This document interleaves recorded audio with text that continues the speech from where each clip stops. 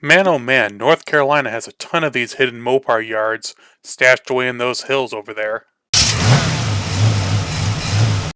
Hey everyone, this video is going to be a little bit different. I didn't actually talk at all through this video, but I wanted to show you a collection of videos I did from this yard and the handful of times I visited it. And what I'm going to do is I'm going to break down what part of the yard I'm at with outlines and then explain the cars that are in that section. Right now we're going to be up in the front part of the yard and along the side. There used to be trees here, but they came down before I was there and crushed a whole bunch of the cars, which you'll see a handful of them in the video. This is the cars that are up near the front and along the one side. There's a lot of really old stuff in here from the 50s and the early 60s. The cool thing is that these were well preserved, to say the least. And right here, what we're looking along is there's a farm field on one side and there used to be trees there, and they came down and crushed a whole bunch of cars. You saw quickly in the other pictures, and I'll show you at the end of the video, pictures of the crushed cars, because it was really sad. I mean, there was really cool old like milk truck that had been crushed, but thankfully these mostly escaped. I mean, you can see there's 71 Roadrunner, a whole bunch of convertibles. That's a 300 convertible right there on the right. The yard doesn't have any of its 68, 69, and 70 Chargers anymore. They sold all of that, from what I've heard. But they have a bunch of other project cars like these Roadrunners and Darts, and that's a real 340 Duster right there. So it was really cool to come across. But in these videos, I didn't have a lot of time, so I wanted to get an overview of what was there, so that way people would see the totality of everything that was in this yard. And I was fortunate to be able to go to this yard a few times through the years and document everything that they had, at least at one point or the other.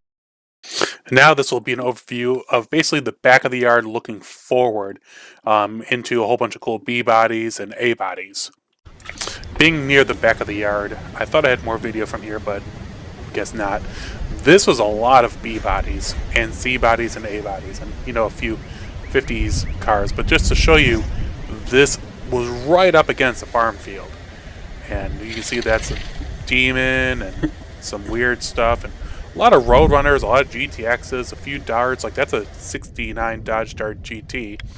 This is a '69 Coronet RT real car 440, and it looks bad, but it really was a solid project.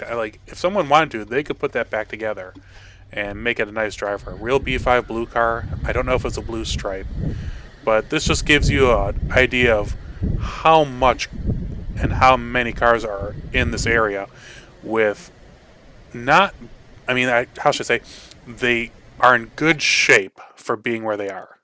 This is the last video segments from the yard, and this is the backside, and there's a ton of E-body like Cudas and Challengers, as well as a few Super Bs and some other really cool stuff.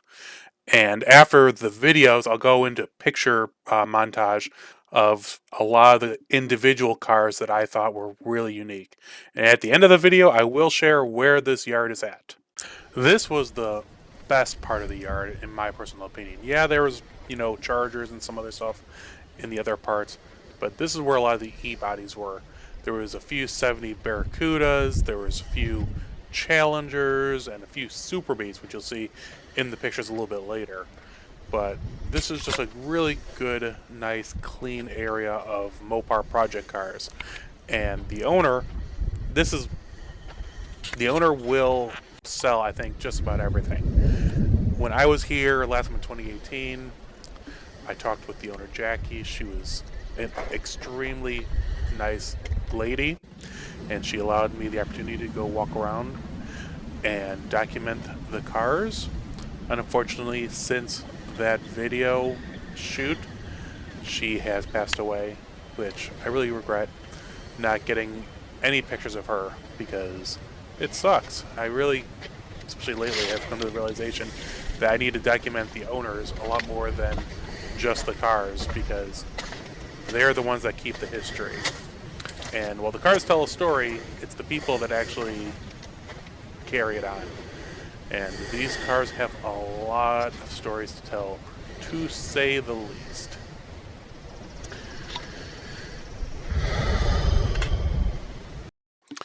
So, a real quick history on the yard.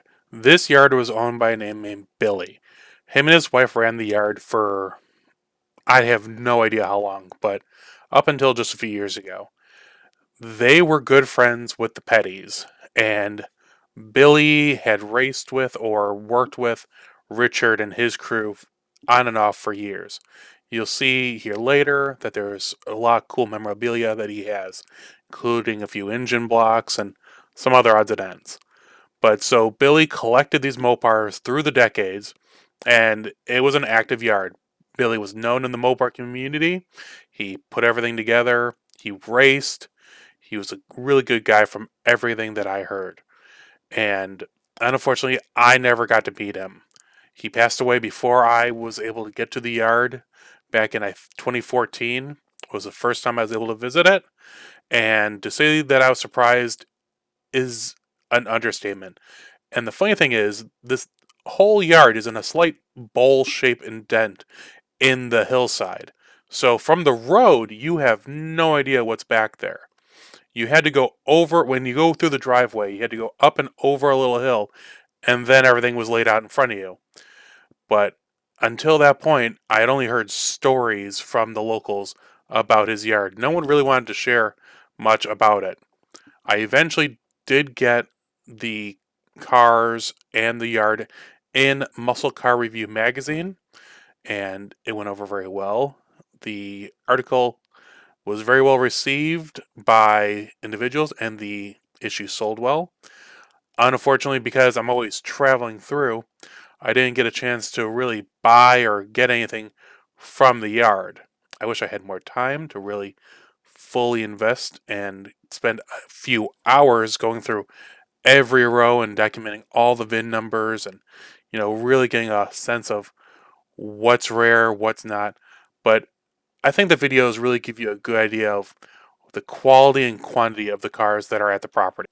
When you get to the yard, though, you got to go through the main buildings, and the buildings were full of cool memorabilia like that original NASCAR air cleaner assembly, or he had piles of Richard Petty Diet Pepsi, as well as a bunch of really cool stuff. Like that was Billy's Roadrunner, and the engine that was in it was originally a Petty block, from what Jackie said. But I didn't have enough time to go through the collection of the yard. Other than that Hemi. That Hemi was really, really cool. I think it was a 66 casting. I believe that's now gone from what it's been posted online. But I was very fortunate to be able to do what I do and meet Jackie, and I'm grateful for that experience. Hey everyone, hope you enjoyed the video from that yard in North Carolina. I can fully reveal that that yard is called Billy West's Mopar. And I'm going to put their information in the description. That way, if you have any interest in any of the cars or parts, they are available for sale. And they don't do any shipping, so you have to go there and, pick up the stuff. But the owner's really cool. It's really sad that, it was really nice that I got to see Jackie, the original owner, twice. I've been to the yard about a handful of times, as I talk about in the video. Haven't been back since 2018, but I'm glad it worked out. And been working on the green car consistently when it's nice. Unfortunately, it snowed here the last 2 days, and it's currently, as of my temperature, it's 39 degrees. I have a temperature gauge over there, or a thermostat. So yeah, been a little chilly. But I'm going to show real quick what I did on the green car, and we'll go from there. Okay, well, fortunately or unfortunately, I am a very big individual in both height and girth. So I had to do the seat brackets, which I think I talked about in the last video, or 2 videos ago. So the seat has been moved back about 2 inches, and that still didn't give me quite the driving position I was hoping for. So I was able to put on an A-body Mopar tough wheel adapter, which moved the steering wheel closer to the dash, and people had said that it would put it too close to the dash that my hand would hit, but as of right now, I tried it, and my hand clears. But I'm going to go through everything on this in a full video walk around on the car. And then I tried putting the grill in the car. Let me show real quick. So the grill is sort of mounted. The grill is sort of mounted in the car, but not fully, because there's a bracket in here that goes and connects to the core support, and that's not lining up with everything else. So I'm working on it. Work on it this week if it doesn't freeze over. But yeah, let me just turn this around. I just got back from an adventure in Wisconsin where I spent 6 hours walking around a yard that is not open to the public, but I'll show you a few little teasers here after this. Oh, this weekend, the one coming up, I will be at the Jefferson Spring Swap Meet. I'm going to be in Building 2, and every day, so Friday, Saturday, and Sunday, between like 11 and 1, I plan to be at my booth. I will have books, I'll have the cool Daytona postcards, and some other miscellaneous parts that I'll be hopefully selling. But others I'll be walking around. But if you're going to be there, let me know. Maybe we could do a meetup. Otherwise, I'll see you guys at my booth. There's the blue car. 256,000 miles on it now. Needs a little bit of work. But yeah, so I'll talk to you guys soon. Stay safe and have fun.